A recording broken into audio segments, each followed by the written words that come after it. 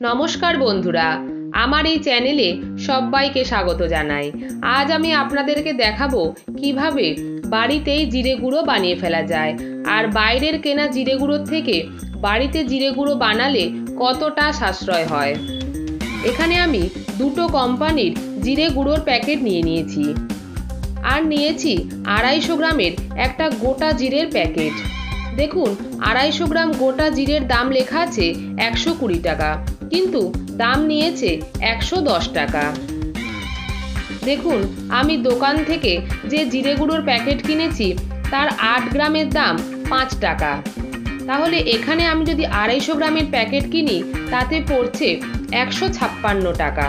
কিন্তু আমি 250 গ্রাম গোটা জিরে থেকে যখন জিরে গুঁড়ো বানাবো, দেখুন কতটা সাশ্রয় হবে।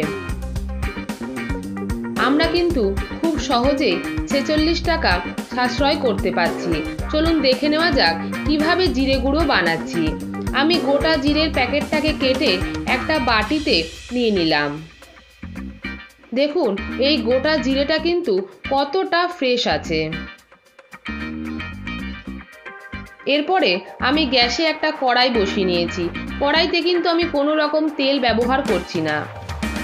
কড়াইটা অল্প গরম হলে এতে আমি গোটা জিরেটা ঢেলে দিলাম। 3 থেকে 4 মিনিট সময় ধরে জিরেটাকে খুব ভালোভাবে নাড়াচাড়া করে নিতে হবে। গ্যাসের ফ্লেমটাকে কিন্তু কখনোই হাইতে রাখা যাবে না, লো টু মিডিয়ামে রেখে নাড়াচাড়া করতে হবে।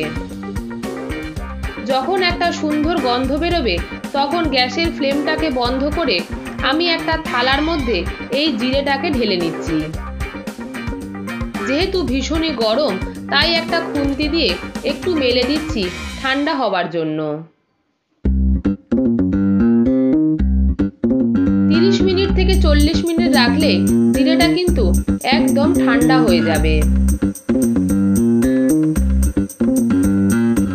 30 থেকে 40 মিনিট পর জিরেটা কিন্তু একদম ঠান্ডা হয়ে গেছে, হাত দিয়েই নাড়াচাড়া করা যাচ্ছে। এখানে আমি একটা মিক্সিং জার নিয়ে নিয়েছি, আর তাতে ভেজে রাখা জিরেটা দিয়ে দিচ্ছি। এখানে আমি একটা জিরের ডাস্ট বানিয়ে নিলাম। দেখুন, জিরের ডাস্টটা কিন্তু কতটা সুন্দর হয়েছে।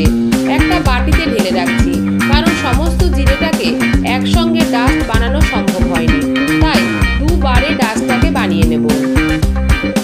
জিরে গুঁড়োটা কিন্তু একদম রেডি হয়ে গেছে। এখানে আমি একটা কাঁচের শিশি নিয়ে নিয়েছি।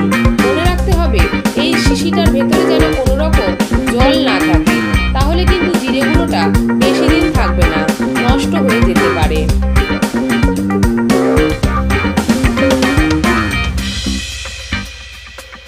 আমি দুটো কাঁচের শিশিতে জিরে গুঁড়োটাকে ঢেলে নিলাম।